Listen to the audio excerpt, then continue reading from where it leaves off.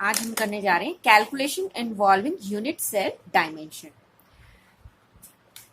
अगर हम किसी भी एज लेंथ लेते हैं ए किसी भी यूनिट सेल का, ठीक है, डी क्या होगा उसका डेंसिटी एज्यूम कर रहे हैं हम, और एम जो होगा उसका मॉलिक्यूलर मास। मॉलिक्यूलर मास आपको पता है जैसे हम कार्बन डाइऑक्साइड के लिए निकालते हैं, तो that is a molar mass, है ना, CO2। सो 12 और ऑक्सीजन का होता है एटॉमिक नंबर 16। तो इसका मोलार मास कितना होगा 12 plus 16 into 2, that comes to be 44। तो this is capital M, right. So अगर हम ये ए एज लेंथ ले रहे हैं, D density, M molar mass, तो वॉल्यूम ऑफ क्यूब क्या होता है, फॉर्मूला आपको पता है, A cube, that is side cube, that is A cube. Now mass of the unit cell क्या होगा, वॉल्यूम तो हो गया हमारे पास, mass of the unit cell का, क्योंकि हमें निकालना है डेंसिटी, तो density of the unit cell क्या होता है, mass of the unit cell upon volume of the unit cell. अब हमारी वॉल्यूम ऑफ यूनिट सेल्स को हमें ए क्यूब माननी है, और mass of the unit cell क्या होता है, number of atom in the unit cell multiply with mass of each atom.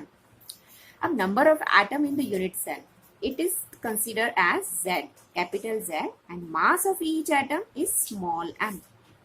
Now what is Z? Z हमने देखा है कि Z जो है वो नंबर ऑफ एटम है, तो नंबर ऑफ एटम 4 होता है, किस में, FCC में। हमने कैलकुलेट किया number of atom per unit atom, that is 4 in FCC। 2 होता है BCC केस में, और 1 होता है सिंपल क्यूबिक यूनिट सेल में। तो Z की जो वैल्यू है वो 4 हो सकती है, 2 हो सकती है, या 1 हो सकती है in case of FCC, BCC और सिंपल यूनिट सेल के कंसिडर में। अब हम बात करते हैं स्मॉल m की। तो स्मॉल m क्या होता है, that is capital M upon Na, ठीक है, molar mass upon the Avogadro number. This Na is what? Avogadro number, which you know that is 6.022 into 10 power 23. So molar mass upon Na, it is M. Clear?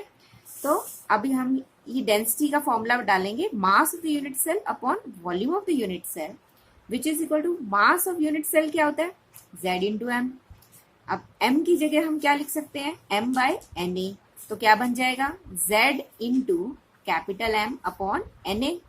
तो अगर हम इसको छोड़ दें तो ये Z हो गया, ये स्मॉल m हो गया, और वॉल्यूम ऑफ यूनिट सेल क्या है हमारा, A क्यूब।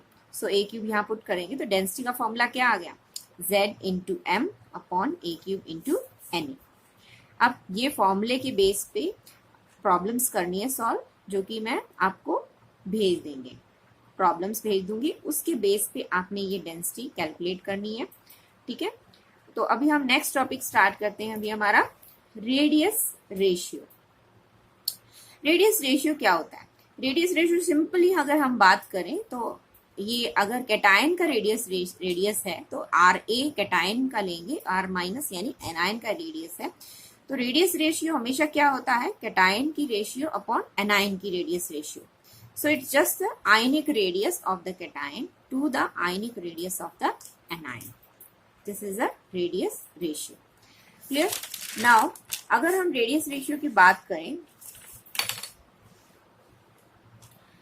तो radius ratio जो होता है उसकी डिफरेंट रेशियो हो सकती है। वो होती है, स्टार्टिंग होती है 0.155 से 0.225। अब ये है क्या, वो चीज मैं आपको बता दूंगी, ऐसा एक मिनट। अब अगर हम कोई कैटायन ले रहे हैं, दिस इज अ कैटायन, अगर उसके चारों तरफ 3 एनायन है मान लो, ठीक है, तो उसका कोऑर्डिनेशन नंबर, क्योंकि इसके सराउंडिंग में सिर्फ 3 ही है, तो इसका कोऑर्डिनेशन नंबर क्या हुआ, 3। तो this is 3। Now trigonal planar, अगर 3 होता है तो हमेशा शेप क्या होगी, ट्रायगोनल प्लानर, क्लियर। और उसकी रेडियस रेशियो, यानी अगर हम इस कैटायन की वर्सेस एनायन की रेडियस रेशियो लेते हैं तो वो आती है, मिनिमम जो होती है वो 0.155 होती है, 0.155। तो जब हम ट्रायगोनल की बात करते हैं तो रेडियस रेशियो हमेशा कितनी लेनी है हमने, 0.155। टेट्राहेड्रल मतलब ये कैटायन है, इसके सराउंडिंग में जो एनायन है वो 4 है, तो टेट्राहेड्रॉन, और इसकी रेडियस रेशियो मिनिमम क्या होती है, दैट इज 0.225। क्लियर, इसकी रेडियस रेशियो क्या होती है, 0.225। अगर हम बात करें कोऑर्डिनेशन नंबर 6 की, ठीक है, 6 का मतलब क्या है कि ये जो केटायन है इसके अनायंस जैसे अगर कंसिडर करें तो कितने होने चाहिए, 6 होने चाहिए, 5 6, तो ये हो गया आपका कोऑर्डिनेशन नंबर 6। तो इसमें रेडियस रेशियो क्या हो सकती है, दैट इज इक्वल टू 0.414। ठीक है, अगर हम बात करें 8 की, तो 8 में क्या होगा, इसके सराउंडिंग में जो होंगे वो कितने होंगे, 8, 1 2 3 4 5 6 7 8, ये इतने एनायंस होंगे, इसके कोऑर्डिनेशन नंबर इसीलिए इसका 8 हुआ। तो अगर इसकी रेडियस रेशियो निकालते हैं तो मिनिमम जो होती है 0.732 होती है। तो यानी अगर हम बात करें ट्रायगोनल की, ट्रायगोनल, टेट्राहेड्रन, आपका ऑक्टाहेड्रन और क्यूब। नाउ अगर हम ट्रायगोनल की बात करें तो रेडियस रेशियो कहां से कहां तक होगी, 0.155 से 0.225 तक मैक्सिमम। अगर टेट्रा की बात करें तो देखो 0.225 से लेके 0.414 तक। अगर हम बात करें ऑक्टा की तो 0.414 से लेके 0.732 तक होगी। अगर क्यूब की बात होती है तो this radius ratio is more than 0.732। Clear, so for example the type, अगर क्यूब का एग्जाम्पल अगर हम लेते हैं दैट इज सीशियम क्लोराइड, ठीक है, NaCl ZnSb2O3। Next topic is imperfection in solid. Imperfection का सिंपल मीनिंग होता है डिफेक्ट। यानी डिफेक्ट कब आएगा, जबकि पार्टिकल्स जो हैं, दैट इज कॉन्स्टिट्यूएंट पार्टिकल की बात हो रही है यहाँ पर। और कॉन्स्टिट्यूएंट पार्टिकल्स मैंने आपको पहले भी बोला था, जब भी कॉन्स्टिट्यूएंट पार्टिकल का नाम आता है तो आपके माइंड में आना चाहिए एटम, मॉलिक्यूल्स, आयंस, ठीक है। तो अगर इनकी अरेंजमेंट में इरेगुलरिटी होती है, यानी कॉन्स्टिट्यूएंट पार्टिकल्स में अरेंजमेंट में इरेगुलरिटी होती है, तो उसे हम डिफेक्ट कहते हैं या इम्परफेक्शन कहते हैं। ये क्यों होता है, अब ये कब होता है, जब हम क्रिस्टलाइजेशन करते हैं, क्रिस्टलाइजेशन प्रोसेस एक्सपेरिमेंट आपने किए हुए हैं, कॉपर सल्फेट के क्रिस्टल्स बना रखे हैं आपने 11th में। तो क्रिस्टलाइजेशन प्रोसेस जो होती है या तो बहुत ज्यादा फास्ट हो या तो मीडियम सी हो, ठीक है, मीडियम रेट पे हो रही हो, तो that is called moderate. Moderate means medium. तो तब ये कॉन्स्टिट्यूएंट पार्टिकल्स जो हैं इनको टाइम नहीं मिल पाता कि एक परफेक्टली अरेंज हो सके एक परफेक्ट ऑर्डर में। तो इसी वजह से ये क्या अराइज हो जाते हैं, डिफेक्ट या इम्परफेक्शन हो जाते हैं। तो अब ये तो आपको पता चल गया कि डिफेक्ट और इम्परफेक्शन क्यों होते हैं। नाउ ये कितने तरह के होते हैं, now they are 2 types, point defect and line defect. Now point defect का मीनिंग क्या है, पॉइंट डिफेक्ट का मीनिंग है कि डिविएशन और इरेगुलरिटी, डिविएशन और इरेगुलरिटी मीन्स डिफेक्ट ही हो गया, एग्जिस्ट होता है from ideal arrangement. Ideal arrangement जैसे परफेक्ट अरेंज हो पूरा सभी एटम्स, आयंस, तो वो आइडियल अरेंजमेंट होती है। अब उस आइडियल अरेंजमेंट में किसी एक पॉइंट पे डिफेक्ट आ रहा है, समझ रहे हैं आप, किसी एक पॉइंट पे डिफेक्ट आ रहा है, तो उस तरह के डिफेक्ट को बोलेंगे हम पॉइंट डिफेक्ट। अब लाइन डिफेक्ट कब होगा, जब डिविएशन पूरी इंटायर रो में आ रहा हो, तब उस टाइप के डिफेक्ट को लाइन डिफेक्ट करेंगे। फिर से समझिए, पॉइंट डिफेक्ट कब होगा, जब किसी एक पॉइंट के अराउंड ही डिफेक्ट अराइज हुआ हो किसी क्रिस्टलाइन सब्सटेंस में, दैट इज डिविएशन और irregularity in a ideal arrangement around a point, किसी एक पॉइंट के अराउंड हो रहा हो, तो such type of a defect is called as a point defect. So when the deviation from ideal arrangement exists in the entire row, difference is it is around a point and it is entire row में defect आ रहा हो, तो इस defect को कहेंगे line defect. तो 2 तरह के डिफेक्ट हो सकते हैं, पॉइंट डिफेक्ट भी हो सकता है और लाइन डिफेक्ट भी हो सकता है। अब ये लाइन डिफेक्ट तो अभी हमारे सिलेबस में नहीं है, हमें सिर्फ पॉइंट डिफेक्ट के बारे में पढ़ना है।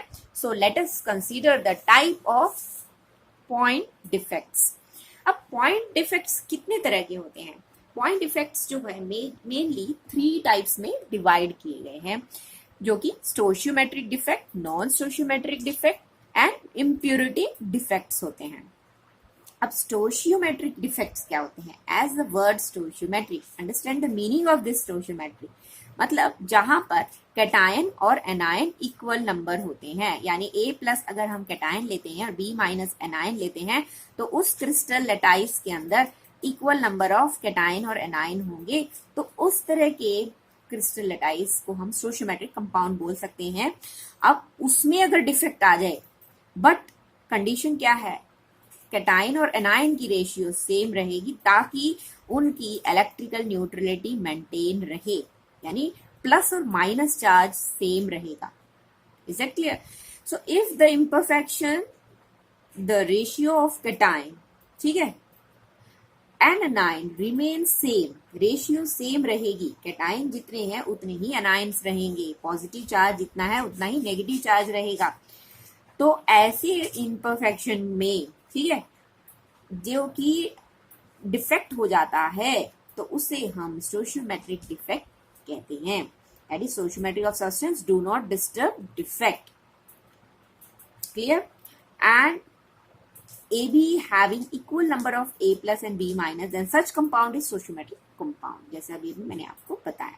ठीक है, अब हम नेक्स्ट देखते हैं स्टोशियोमेट्रिक डिफेक्ट के टाइप्स। स्टोशियोमेट्रिक डिफेक्ट्स जो होते हैं, ये डिफेक्ट्स जो होते हैं can be shown by ionic compound and also it can be shown by non ionic solids. तो आयोनिक सॉलिड और नॉन आयोनिक सॉलिड। अब अगर हम बात करें defect shown by non ionic solid, तो ये होते हैं वैकेंसी डिफेक्ट और ये होते हैं इंटरस्टिशियल डिफेक्ट। क्लियर? अगर हम बात करें स्टोशियोमेट्रिक डिफेक्ट्स की, तो उनमें नॉन आयोनिक सॉलिड्स दिखाते हैं वैकेंसी।